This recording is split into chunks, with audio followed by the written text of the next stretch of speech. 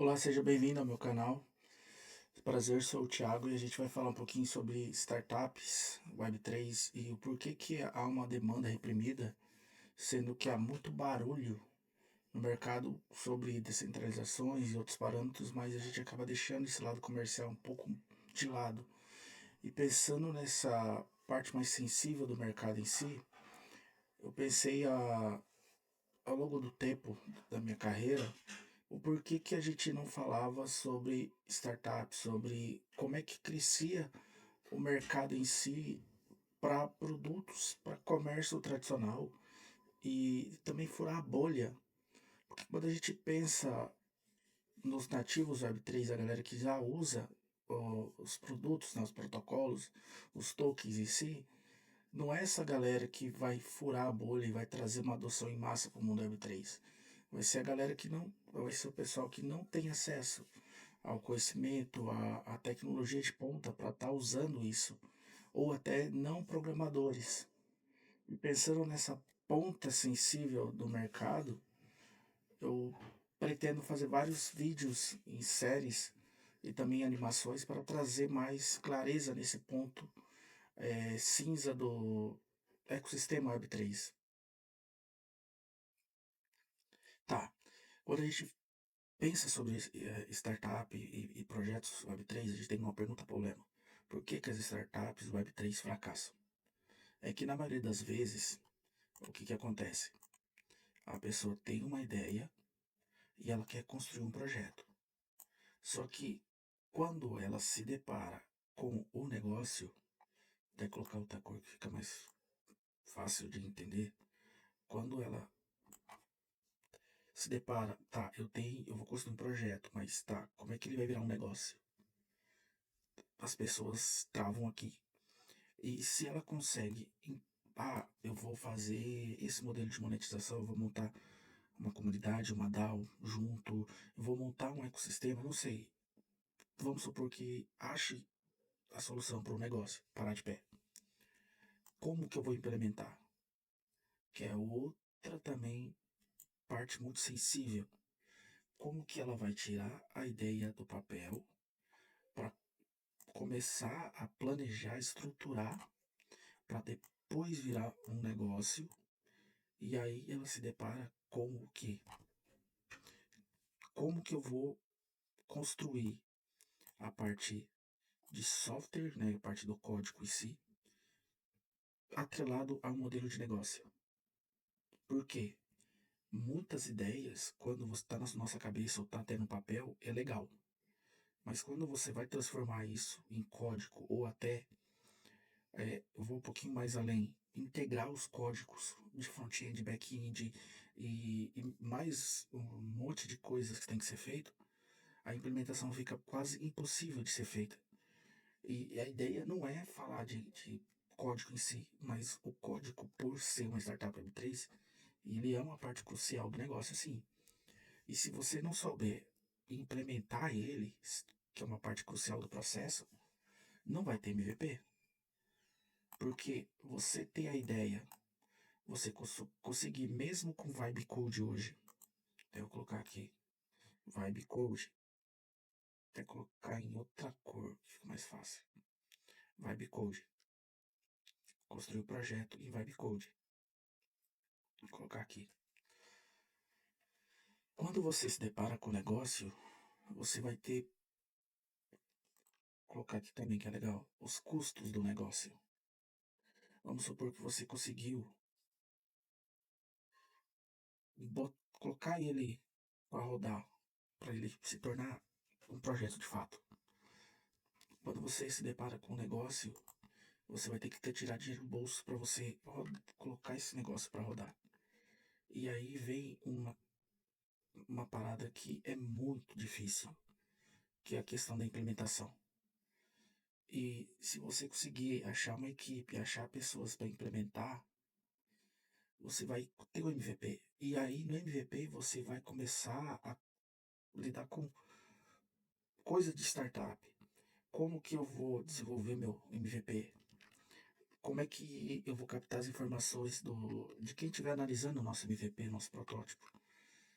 E Não, não vou anotar aqui nada, não, que eu vou mostrar outra. Agora eu vou.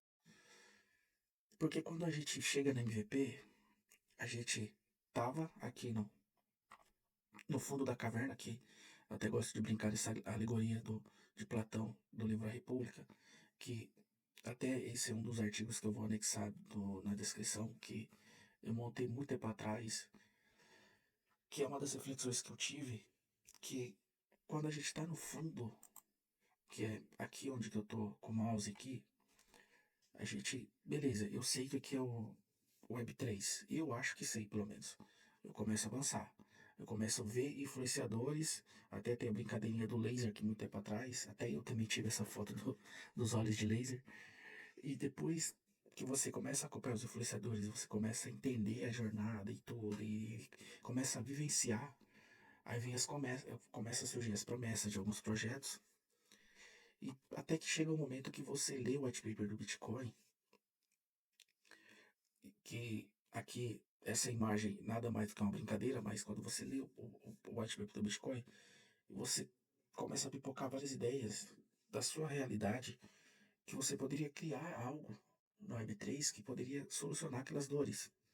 Só que quando a gente chega aqui fora, a gente percebe que volta.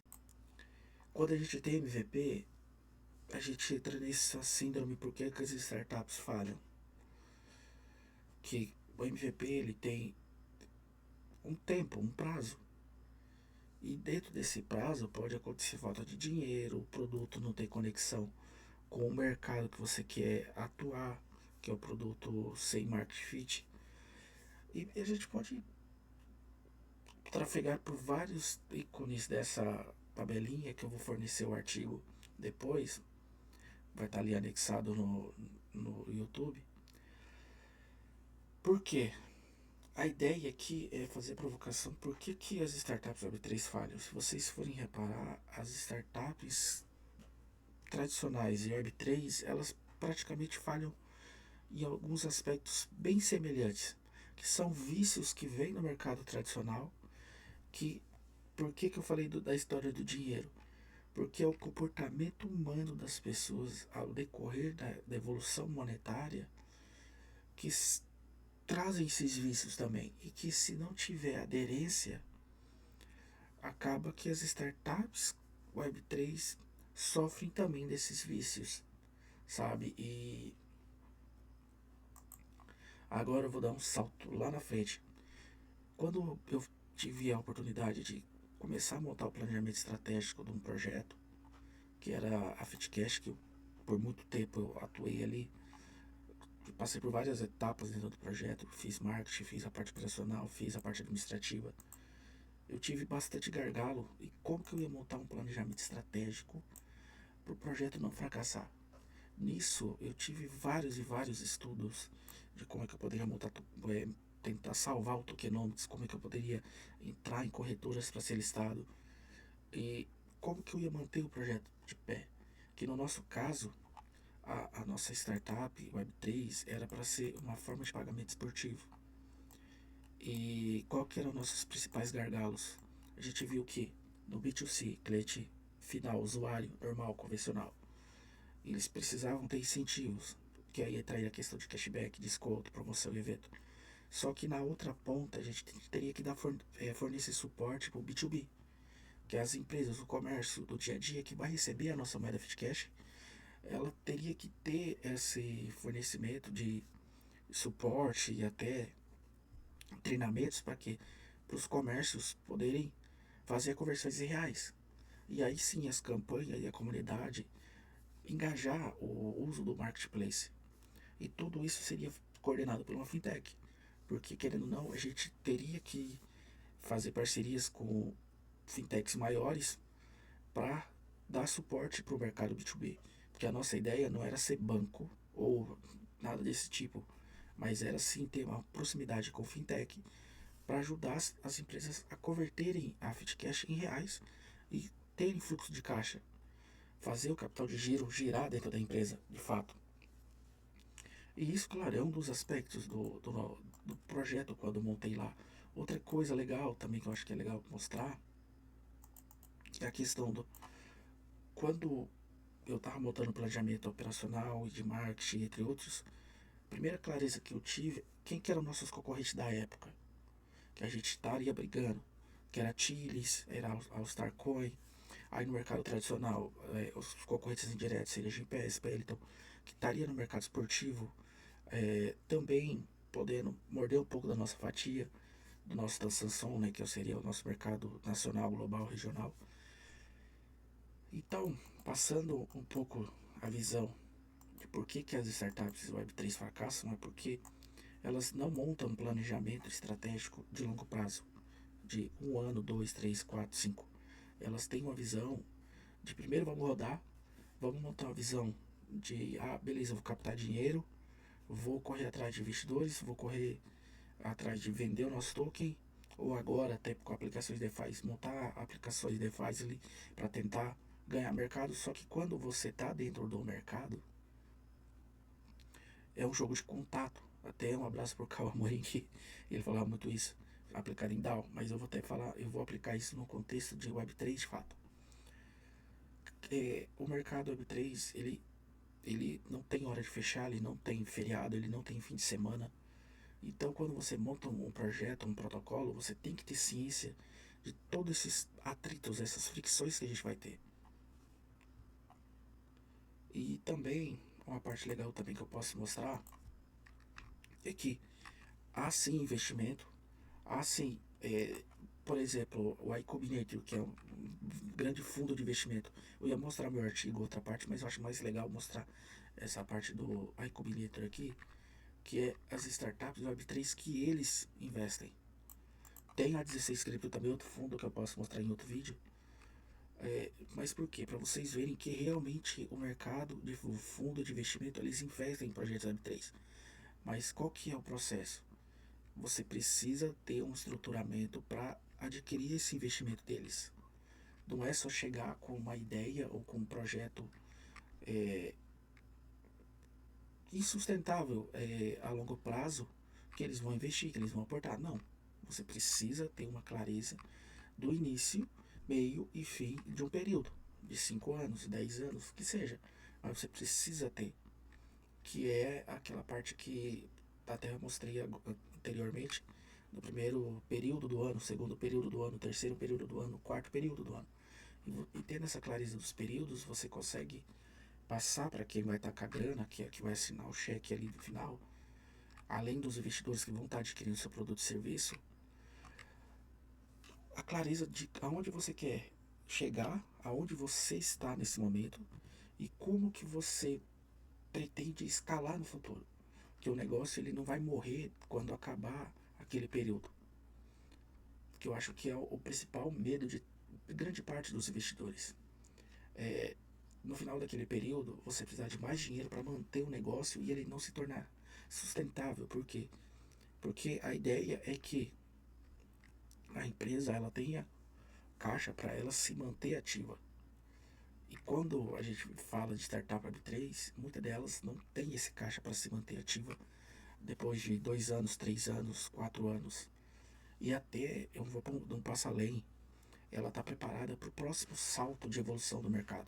Eu acompanhei isso.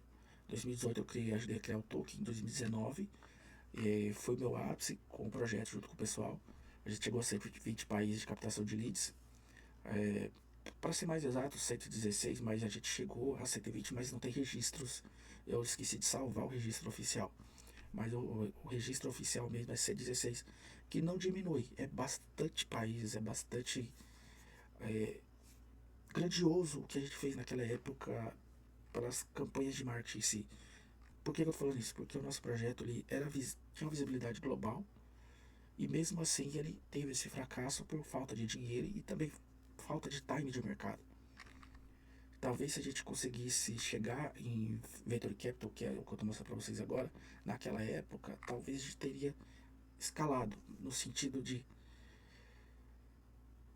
talvez ter levado a equipe que a gente atuava aqui no Brasil, se reunindo em lugares estratégicos do mundo para ter que realmente de fato ter escalado. Claro, isso a gente estava especulando no campo da hipótese, porque eu quis trazer um estudo de caso, para a gente não ficar só na hipótese, na pergunta problema. E baseado em tudo que eu falei, a gente percebe-se que, voltando ali para o meu quadro, quando você tem uma ideia de projeto, você tem uma ideia, que eu de novo, beleza, a ideia por ideia, ela não vale de nada. Você precisa construir MVP, do MVP colocar no mercado, entender, montar um planejamento que é o go-to-market e em cima desse planejamento gerar o produto market fit. O que seria isso? Opa, apertei a tecla errada. É quando. Opa. É quando o cliente abre a carteira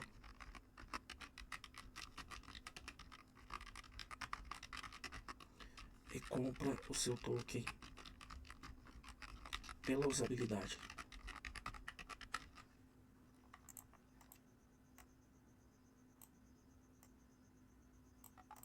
Claro, vai ter muita especulação, vai ter pessoas que vai entrar para ganhar dinheiro fácil no projeto e sair. Infelizmente, isso tem no mercado tradicional e automaticamente esse vício se estendeu para o mercado Web3, que eu não digo que nem seria, que nem é tanto vício a questão da especulação, é realmente preciso, é uma necessidade do mercado em si. Porém, se a gente que está desenvolvendo projetos Web3, a gente não tem isso como clareza, a gente não entende, eu falo a gente pensando de modo geral, não só o fundador, mas todo o time, a gente não tem como ponto final qual que é o destino final da criação que a gente fez. Ah, ele vai ser, vamos voltar para o meu projeto, a FitCash. A FitCash era um token esportivo. Beleza, como é que as pessoas vão usar aquele token que eu criei para elas poderem comprar uma chuteira, para elas poderem comprar uma bola, uma rede para jogar vôlei com a bola, né, junto com a bola de vôlei e tal.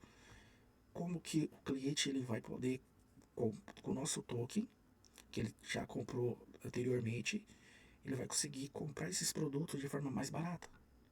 Se o cliente ele não conseguir fazer a compra do produto ou de serviço, e eu não estou falando do mercado de investimento, a ideia não é essa, estou falando da parte mais usável, da parte de você construir protocolos e gerar impacto para o ecossistema, tanto Web 2 quanto Web 3, porque tem que ter essa integração Web 2,5, como o pessoal diz.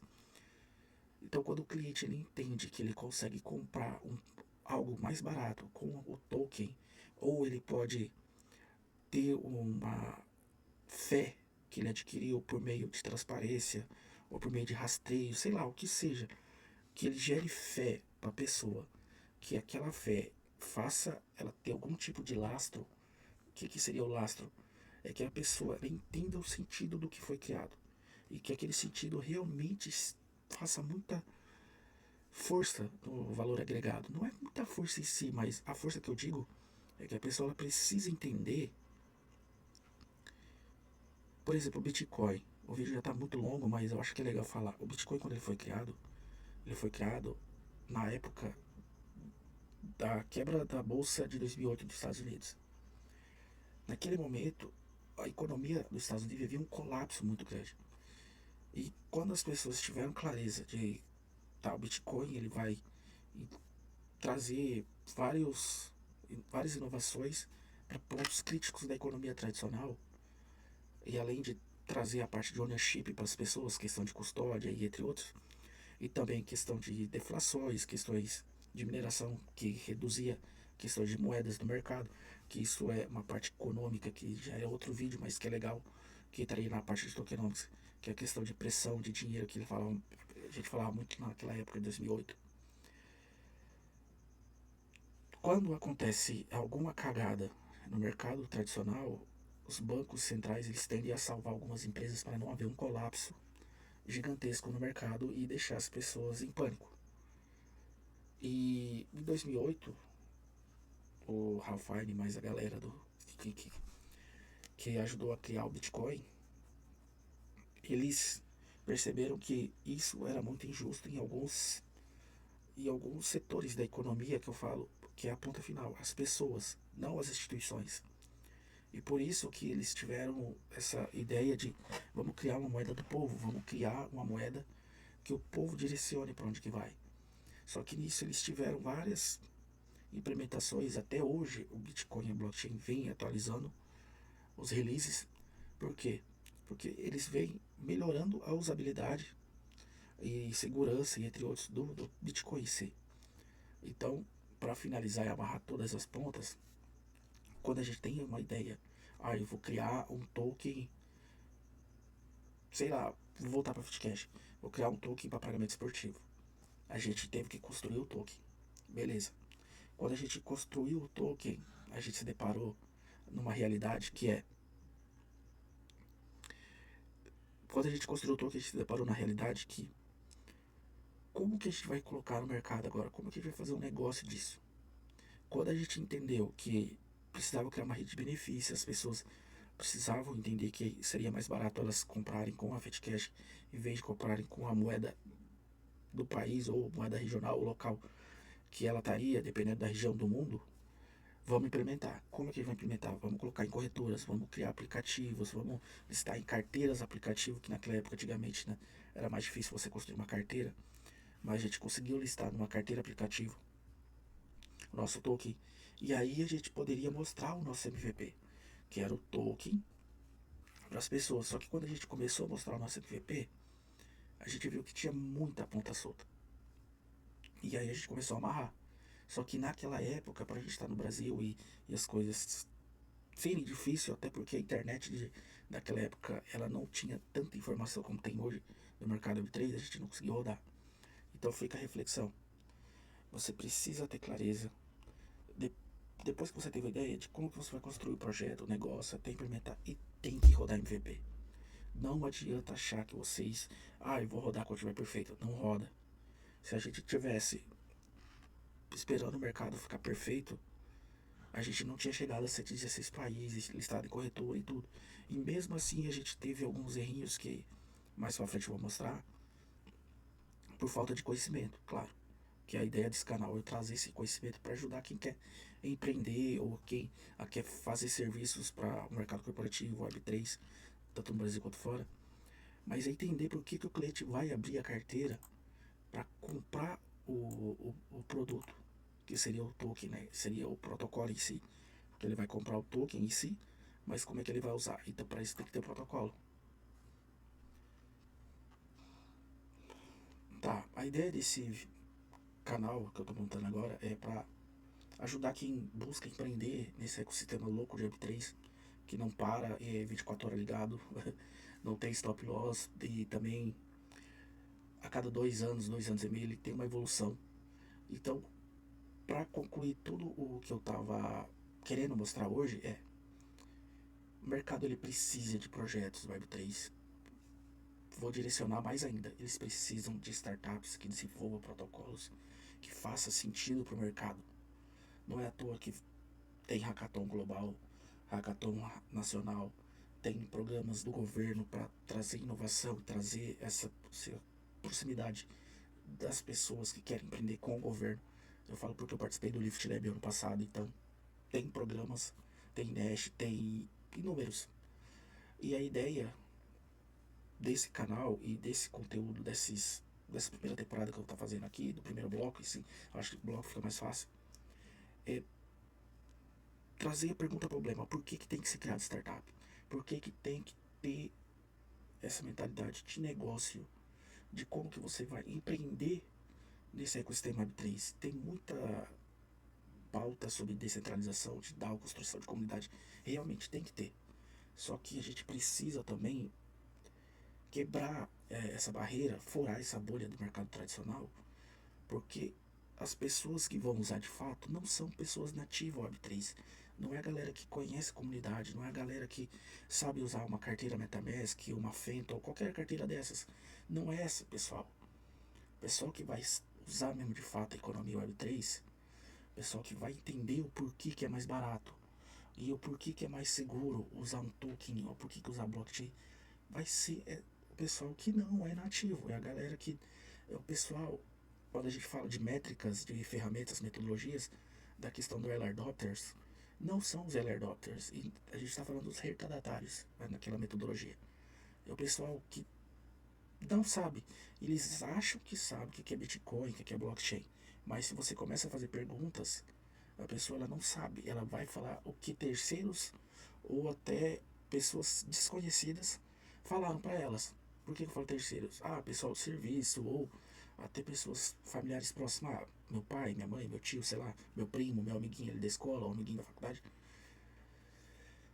Então, o que acontece? Sempre as pessoas, de modo geral, que vão estar lidando com esse mercado, e eu acho que a ideia é trazer essa camada de blockchain mais simples. Agora, com a ajuda de Iago também, lá mais para frente eu vou estar falando de agentes, eu vou estar falando também de como que os agentes podem melhorar a usabilidade da Web3, é trazer clareza e também trazer simplicidade para quem não sabe e tem medo até de usar essa camada Web3 de produtos.